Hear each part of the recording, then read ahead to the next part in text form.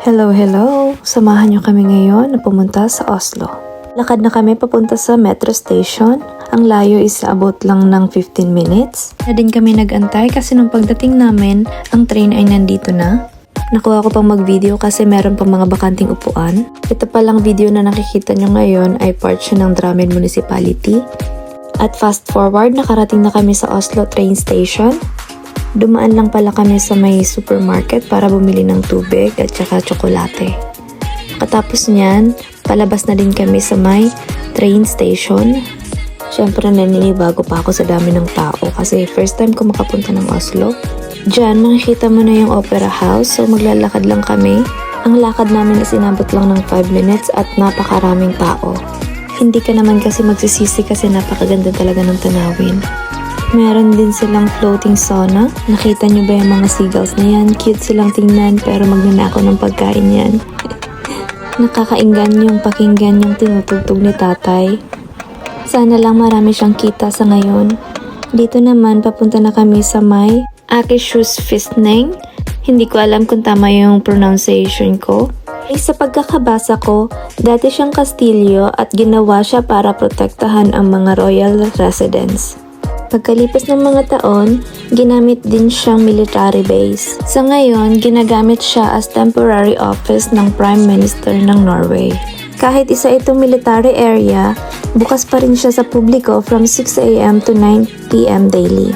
At sa pag-ikot-ikot mo sa lugar, makikita mo na merong mga nagpapatrol na mga stationary guard. Kung pinaplano niyong libutin ang buong lugar at inabot kayo ng gutom, maganda dito kasi meron mga coffee shops at restaurants. Meron ding mga bench kung sakaling mapagod kayo sa paglalakad. Siyempre, pagkatapos naming mapagod sa paglalakad, naghanap kami ng makakainan. Dito namin napili sa may Vesuvio, Vista Mare. Isa siyang Italian restaurant. Nag-order lang pala kami ng pizza for light lunch.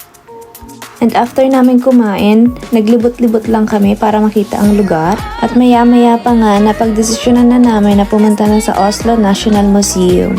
Ang entry ticket price for adult ay 220 kroner per person. Under 25 years old naman ay 100 at 17 below is free. Bukas sila buong linggo pero tuwing Sunday, Monday, Thursday, Friday at Saturday bukas sila from 10 a.m. to 5 p.m. At Tuesday and Wednesday naman ay 10 a.m. to 8 p.m. Marami ka makikita dito at isa na ang iconic paint ni Edvard Munch, isang pintor at ang kanyang likha ay ang famous painting na The Scream. And you know, what I love most about this museum is that it's not just about looking at paintings. Every room tells a story and you get to understand Norway a little more through its art and culture. Siyempre, hindi mawawala yung itatry ng asawa ko yung telephone booth, which is very entertaining because meron silang live or recorded video at voice from supposed to decades ago. Meron silang pinifeature na film. Hindi ko lang alam, parang recorded siya sa mga taong nakalipas. At syempre, ang kulitan naming mag-asawa. At dito sa sumunod na video, sobrang nakripihan talaga ako. At anyway, meron palang 3 palapag ang Oslo National Museum. Nakakapagod siyang lakarin kasi napakalawak ng lugar at napakaraming mong makikitang iba-ibang gamit galing sa iba't ibang bansa. And honestly, hindi na namin nalibot ang buong lugar, but if you're planning on visiting Oslo, I highly recommend adding the National Museum to your itinerary. And for our short coffee break, we went to Creative Collective before heading home. And that's it for today. See you in my next vlog. Bye!